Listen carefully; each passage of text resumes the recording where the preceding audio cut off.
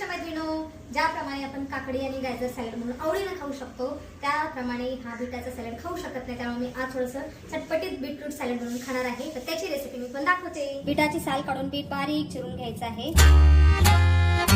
किती बारीक चिरलेला आहे बीटरूट. मी गॅसवरती मी तडका पॅन ठेवलेला आहे. तडका पॅन मध्ये थोडंसं तेल ओतायचं, चमचा मोहरी, 1 चमचा जिरं घालायचं. इथं मूठभर शेंगदाणे आहेत रोस्टेड, ते थोडेसे अबडधबड कुटायचे असे.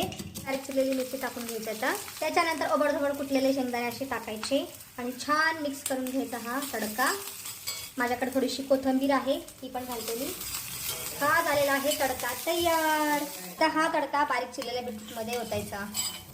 मसाला आणि बीटरूट छान मिक्स करून घ्यायचं. वरून थोडीशी बारीक चिरलेली कांदा पात आणि ही पुदिन्याची पानं. आता मी तुम्हाला टेस्ट करून सांगते. वा वा वा, खूप स्वादिष्ट बनलेला आहे बीटरूट सॅलड.